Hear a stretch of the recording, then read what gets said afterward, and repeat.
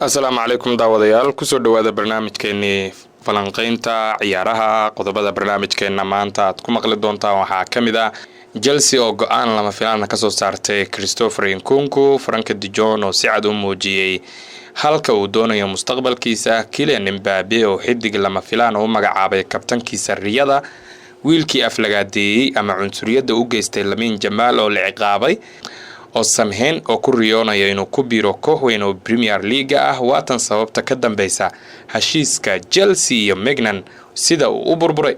aynu ku bilownay intaanan gudagelin barnaamijkeena maanta fadlan subscribe saar channelka haddii uu yahay markii kugu horeysay aad soo gasho.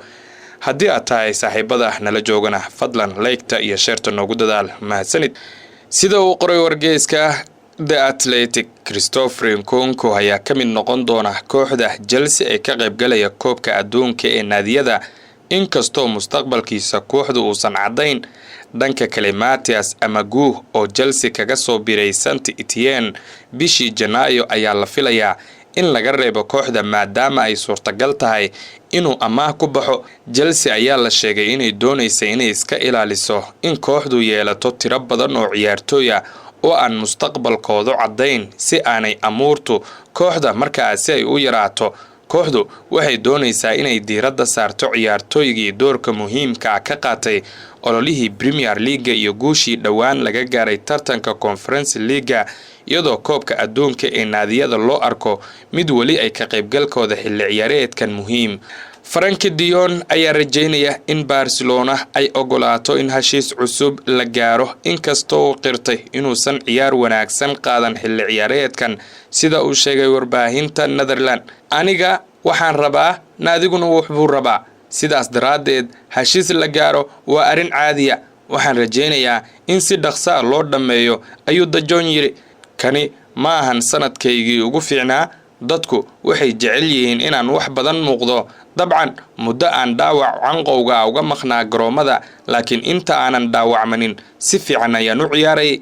farqiga weyn wuxuu yahay in hadda aan leenahay koox fiican taasina si cad bay u muuqataa. aniga ahaan xitaa waxaan aaminsanahay xilli ciyaareedkii ugu horeeyay dhaawaca aan ku jiray qaab ciyaareed wanaagsan laakiin markaan ku guuleysanay dhammaan koobabka Spain gaarnayna semifinalka Champions League dadku si gaar ah markaas u arkayeen.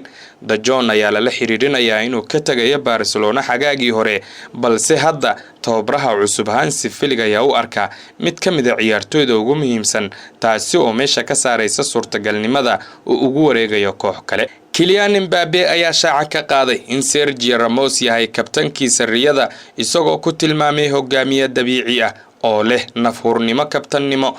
Mbappe oo la hadlay Cadena Plus ayaa yiri kabtanka riyadaydu waa Ramos. wuxuu leeyahay awood hogaamin. wuxuu u dhashay inuu hogaamiyo noqdo qolka labiska garoonka iyo saameynta uu leeyahay xitaa haddii aadan siinin calaamada kabtannimada calaamada iyada ayaa jecel. hadalka Mbappe ayaa muujinaya sida uu helay doorkii Ramos oo ka ciyaari jiray Real Madrid halkaasi oo sanado badan uu ka ahaa kabtan guulo waaweyn la gaaray Champions League, La Liga iyo koobab kale inta badan. Mbappe ayaa haatana kabtanka xulka qaranka Faransiiska waxaana la rumaysan yahay inuu wax badan ka bartay hogaaminta iyo mas'uuliyadda Ramos taasi oo gacan ka geysatay kororka hogaamineed ee dhanka garoonka. wiil yar oo ka mid ah dadkii aflagaadada cunsuriyada u jeediyay ciyaaryahanka Barcelona ee Lamine Yamal intii lagu guda jiray kulankii El Clasico ee dhacay Santiago Bernabeu 26 Oktoobar ayaa qirtay dambigaasi waxaana lagu xukumay ciqaabo dhowra. La Liga ayaa dacwad rasmi ah ka gudbiyay maxkamadda kadib markii muuqaalo laga qaaday dhacdadaasi si xawli ah ugu faaftay baraha bulshada iyo warbaahinta taasi oo sababtay cambaareyn baahsan gudaha iyo dibadda Spain. booliska qaranka ayaa horey xaqiijiyay in la xiray 3 eedeysane oo ku jira wiilkaasi iyagoo lagu tuhmay in xadgudub moraalka ciyaartooyda iyo eedeymaha hadallada cunsuriyada lagu eedeeyay. wiilka ayaa ogolaaday inuu qabto 30 saacadood oo howlo wacyigelin ah la xiriira dhaqanka iyo waxbarashada bulshada taasi oo qayb ka ah habraaca xafiiska dacwad oogaha caruurta.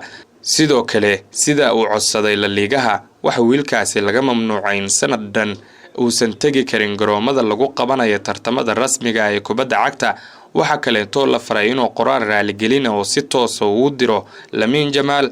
arintani waxay muujinaysaa horumarka la taaban karo ee lagu wajahan yahay cunsuriyadda ka jirta kubadda cagta. sida laga soo xigtay La Gazzetta dello Sport, Victor Osimhen ayaa ogolaaday in riyadiisa ay tahay inuu u dhaqaaqo Manchester United iyadoo weeraryahanka Nigerianka uu doonayo inuu tijaabiyo horyaalka Premier League. Manchester United dhanka kale waxay si firfircoon u baahinaysaa siyaabaha ay ku heli karaan weeraryahanka Napoli si uu ugu soo biro Old Trafford xagaagan, maadaama ay doonayaan inay xoojiyaan fursadaha weerarka iyadoo ay kaashanayaan Robin Almiron.